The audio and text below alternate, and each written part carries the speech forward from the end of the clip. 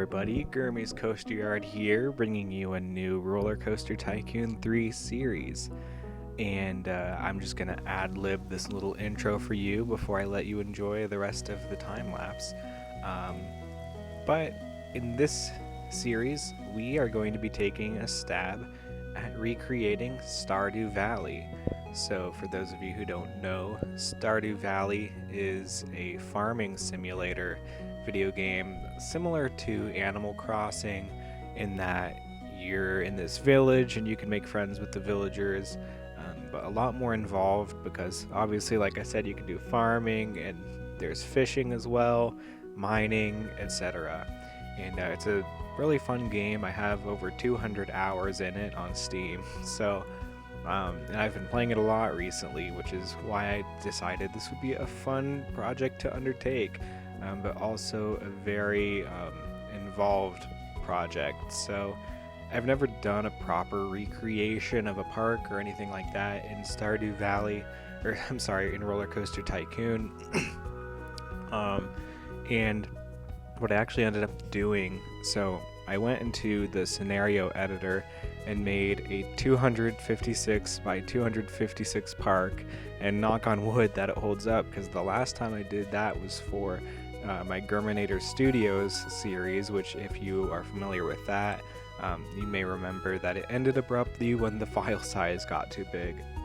But luckily, Stardew Valley, the buildings are a lot simpler, and most of the work is going to be terrain work, and stuff like that. So the buildings, as you see, are all pretty simple. I'm only recreating them by what you see on the outside and not doing interiors or anything like that. So I'm really not worried about the file size getting too big.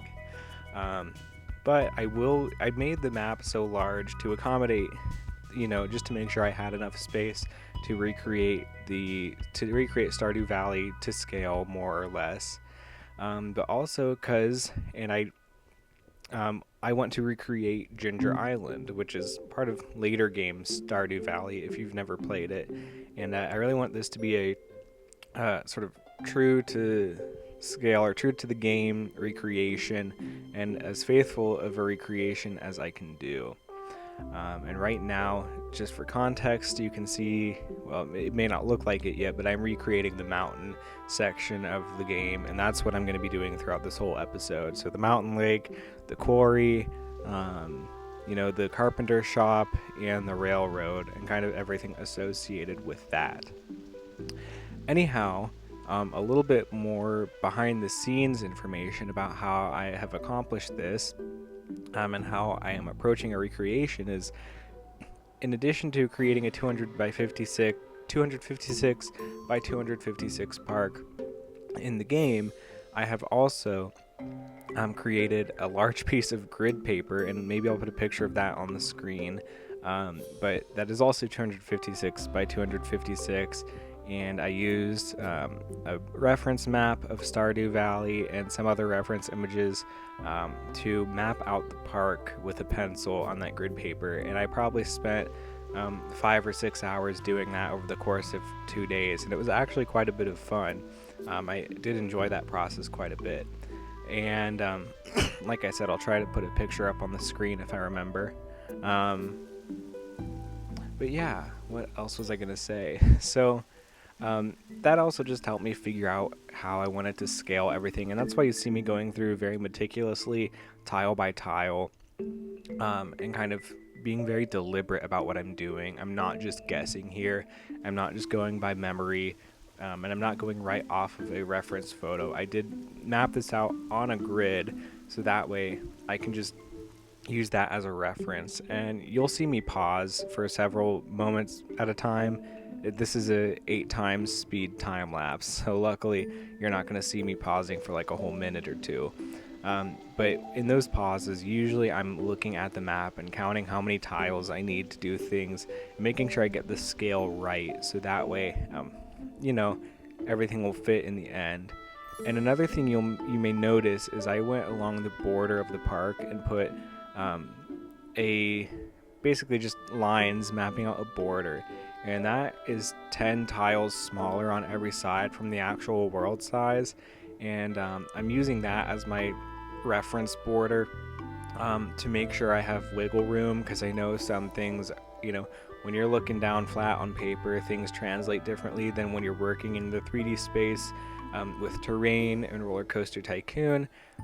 So because of that, I wanted to give myself some wiggle room, and I knew when I finished mapping it out that I would have more than enough wiggle room if I shrunk the border by 10 tiles on every single side. Other than that, I don't think I have a whole lot else to say. But as you can see, the mountain lake is coming together here, and hopefully that will make a good reference point for you throughout the rest of this episode. I don't really know where I'm going to go from here. I'll probably do the community center and Pelican Town in the next episode, but it's kind of undecided. But the final thing I want to talk about is you may see things that are kind of unfamiliar to you if you've played a lot of Stardew Valley. I mean, if you're to the point where you're later game, and that's because if you look up a map of Stardew Valley and you can see where people have spliced together each section of the town, you'll notice that it doesn't line up perfectly. And I think the most obvious example of that in the game is the shortcut from the farm to the mountains. It kind of goes from the north side of the farm past the bus stop. There's actually a large jump in the space of the game that you just don't see. So you're cutting a lot of space out that's not pictured, I guess.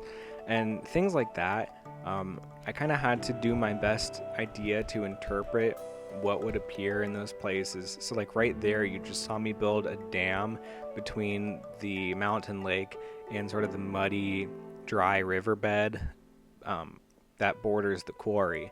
And the reason I put that there is you don't see that in the game, but I figured you can kind of see on the map where those two bodies come very close together, and I thought, what would make this make sense in that setting? And I thought, well, maybe that riverbed used to be connected to the lake and they dammed it up so it could be dry for, blasting in the quarry or whatever.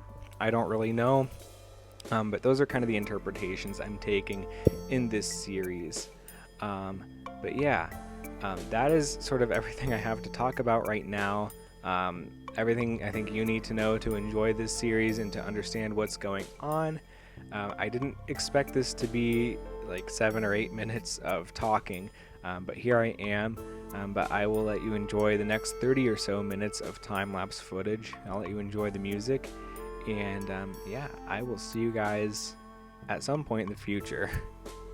Bye.